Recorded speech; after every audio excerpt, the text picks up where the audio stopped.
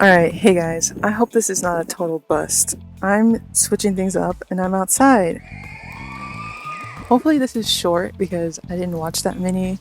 And I'm also, again, doing this early so I can actually get this out on time. This is what I watched in February.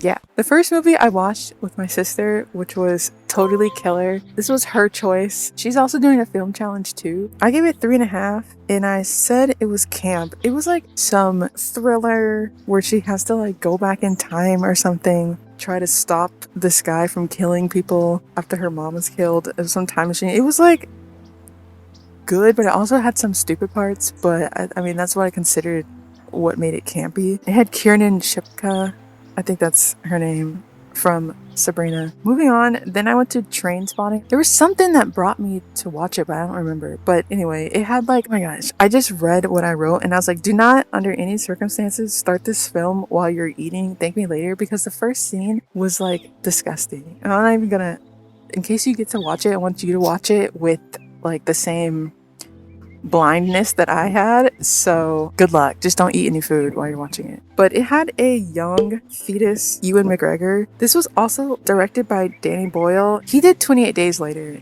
He's actually done quite a few movies, like well known, that I didn't even realize he did.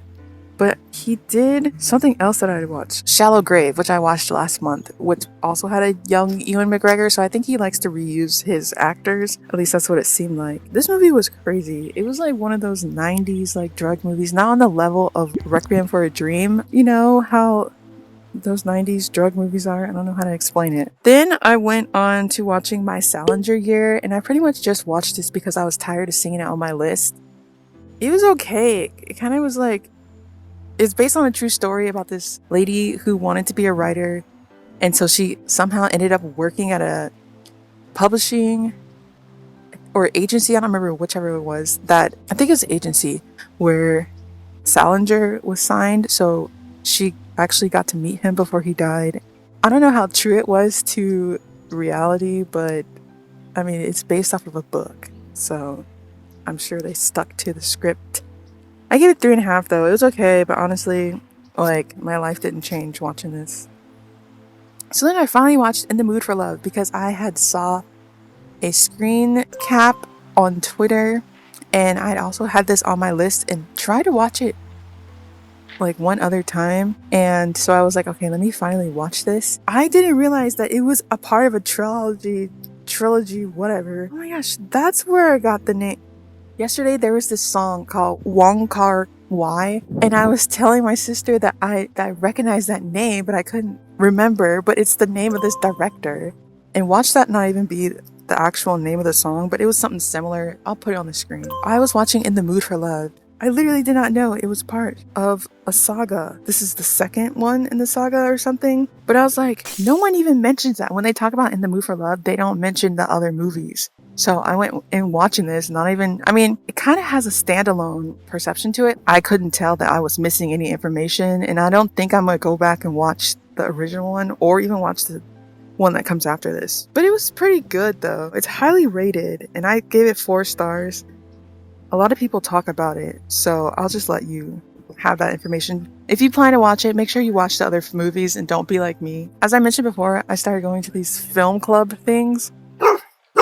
Oh my god. After that rude interruption, I'm in this film club thing, and so I told them that I was watching 30 movies from 1994.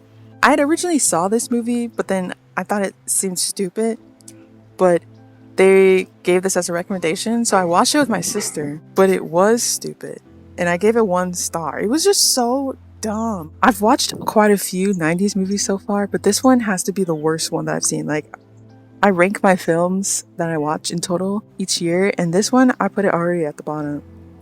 It was like, this lady was trying to escape from her unhappy marriage and stuff, and the guy like slapped her first of all, and then so she was like done. They like had some heist or something where they stole $100,000. I don't remember, but that's what happened. And so she was running away with the money, and then the whole movie she's just like trying to hide from him. She had this nickname for herself, and then he found her, and then she was hooking up with some dude in this small town that she ended up in. It was so dumb. Then, continuing my streak of bad movies, I went on to watch On the Beach at Night Alone. I had this on my list for a while, but I ended up giving it 2.5 because it was not that good. It was boring and it was stupid. And the actress, I get like she was supposed to be annoying, but she was really like, she did that really well because she was really annoying. Next movie, Almost Rainbow. I watched this with my sister also from my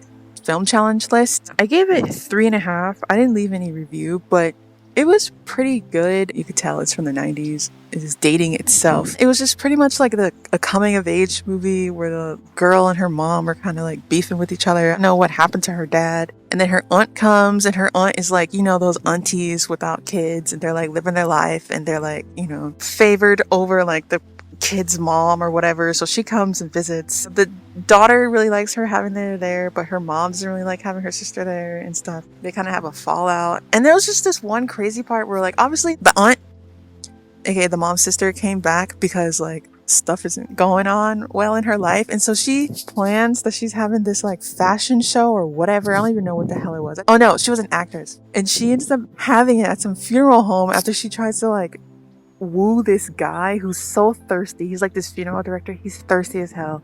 First trying to get at her sister, and then when she denies him, he's like so thirsty. He's like accepting attention from anyone, so he like allows her to have this event. Literally only 2 people showed up, which was like her sister and her sister's boyfriend. Moving on, I finally watched The Big Lebowski. I've seen so many memes from this movie like over the years, and it was so funny seeing them all in context finally. But I watched this for my film club. I gave it 4.5 and a heart. And I said, I loved this. And then I was like, gonna pour one out for Donnie. It was just so, like, John Goodman, it cracks me up. Like, I've always liked him. And, I really like him in The Righteous Gemstones. I think this was my first, like, Jeff Bridges movie that I actually can remember watching. And this is, like, the Coen brothers. It was so funny. Like, I loved it. And then, like, being able to talk about it with the, like film club group was just the icing on the cake. If you haven't seen it, you should go watch it because it's hilarious, as well as their other movies. Like the Coen brothers, I'm sure you've seen at least one of their movies. I kept seeing Sanctuary on Hulu, and then I was like, I'm gonna watch that. So then I watched it, and then I told my sister to start watching it after like stuff started getting crazy. If you've seen Sanctuary, you know what I'm talking about. Like, this is not what I expected. Like, what the hell? But I was just like, dang, you know what? Margaret, she knows how to act. I've seen quite a few of her movies now, even though Salinger Year was kind of like a dud for me, but like she still did her thing. And then again, it has that actor that I keep getting mixed up with, that Jon Snow dude, Christopher Abbott. He's in more movies than the other guy. So I don't even remember that dude's name. Again, still, one of these days I will. Maybe. But Sanctuary was insane. Like, I gave it 3.5, and I wrote, and that's how you gaslight, gatekeep, and girl boss your way into being a millionaire. And I was like, I also find it very funny that I chose this to watch without knowing what it's even about on Valentine's Day. Cheers. This movie was toxic, and I guess in the end they end up with each other, so good for them. But it was crazy. He like, I guess was hiring her. She's like an escort. He was just like into some like super kinky stuff. He got daddy issues, mommy issues. He was about to be taking over a company because his dad died, so he pretty much was like saying, okay, this is gonna be the end of us, to Margaret Qualley's character. But she was like, no, because like, that's her source of income. And she was like, I'm not about to have that. Took over, and he was such a like pushover that in the end he just let her do what she wanted. So good for her. Okay, I finally watched Zola after like so long. Like, I remember seeing that thread on Twitter. She pretty much invented threads on Twitter, but I saw her story time, and I like been wanting to watch this for so long, and thankfully it was on Canopy. It's probably on HBO now, because if you don't know, HBO has all of A24's movies, and I think HBO has more than what Canopy, and I don't know if they're taking it off of Canopy, which would be sad because not everyone has access to HBO, but some libraries have a connection with Canopy, aka my library. That's how I have Canopy. Hopefully they don't do that. It was very interesting. I had no idea that that's how they edited and like told the story, but it was a very interesting concept. I thought it was pretty cool how they did it. Some of the effects and like cinematography was pretty cool. I thought they did a good job on casting because I thought that Taylor Page, she actually looks like the real person. Keeping up with the wild sex kink theme that I seem to have for February. I don't know. So we've watched Eyes Wide Shut. I wanted to watch it before it'd be taken off of streaming because I know how crazy it is. So I just like, let me just get this over with. And so I wrote, it appears that every species has weird sex rituals, but I think humans have every other species beat. If you've seen Eyes Wide Shut, you know what I'm talking about. It's so interesting because Nicole Kidman and Tom Cruise were married during this time. I think like 9 years. But like, what the hell? It was like some weird ass sex cult stuff. I just don't get why like rich people be so bored and then they just like start doing weird culty shit.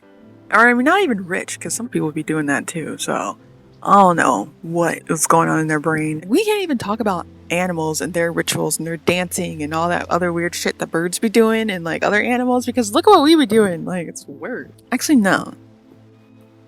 Because not everyone does that. Then I watched All of Us Strangers, and I kind of knew a little bit, but also not. I gotta support both my peeps. I thought it was pretty good. I don't know why all this time I thought Andrew Scott was Scottish, and maybe it's just because his last name is Scott, but he does not sound Irish to me. I never get an Irish accent, but I mean, obviously because he was playing some dude from the UK in the film, but Paul, he still sounded Irish. But anyways, I thought it was pretty good. It was like, I wrote ouch in my review. Both played their roles really well, and like by the end of it I was just like, dang. And at first I was just like, wait, huh? What's going on? Like, it's... Then you quickly realize that, like, spoiler, parents are dead, and he's just using that as a way to cope and get over. I guess he's just never gotten over it. And then that twist, I won't say, but that twist is just like, what the heck? It's just crazy. So you should watch that if you haven't. It's on Hulu. Or is it on Prime? Moving on. I watched The Crow. This was from my film challenge. It was okay. I didn't realize that was the movie that he died on, so they pretty much had to like chop and screw to get this out. And originally it wasn't gonna be put out, and I guess Paramount like let it loose, and then some other company produced it and like put it out, and then it eventually made its way back to Paramount. It was okay. It felt very dated 90s to me when I was watching it, and I was just like, okay, this definitely feels like a 90s film. But it had some good music. I know they're remaking it with that one actor that played it. I don't know if I'm gonna watch the remake or not. I'm not gonna watch the sequels to this because they all have bad ratings anyways. For my final February film, I watched Bottoms, which my sister did not like at all.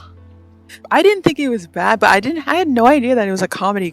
Like, I know Shiva Baby kind of had a comedic aspect to it, but it wasn't like this. Like, this was definitely way more. And I know it's a satire and everything, so I just thought it was camp. And I wrote, need more films to include blooper reels because they're not doing that. And that's what's wrong with society today and the film industry is they're not including bloopers. We need more bloopers at the end of, especially like comedy movies. Like, hello, there's got to be some bloopers at the end. But I'm excited to see what Emma has up her sleeve next because I do enjoy watching her movies. So anyways, that's all I watched. I know I'll be watching The Leprechaun for my film group. Last film for February. Maybe if I watch it tonight. My final two films for January was Leave the World Behind and then Office Space. Office Space, if you know it, it's like very cult, funny film, like also a bunch of memes, gags and stuff are based off that movie. And so it was interesting seeing some of those after, because I couldn't remember any before, but right after I watched that, I saw something on the internet. I was just like, oh my gosh, that's from that movie. So that's funny. That's all I watched for February. I'm looking forward to what I'll watch in March. I'm making progress on my challenge, unlike last year. Again, this is my challenge right here. Gonna watch way more other films that I've been waiting to and didn't watch last year, so I'll be making my way through that. And also probably making my way through A24 since it is up on Canopy and also HBO. Anyways, thanks for watching. See you next time. What did you watch? Let me know in the comments, and always like and subscribe if you want to see more. See you next month. I don't know how true it was.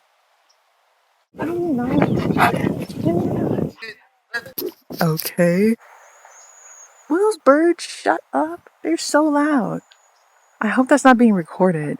My mask is in my hair. Check to see if it's still recording. Brief pause. It is? Okay. What minute? Was this for your, this was for your film challenge, right? Totally killer. Totally killer. Never mind. Anyway, or is it on Prime?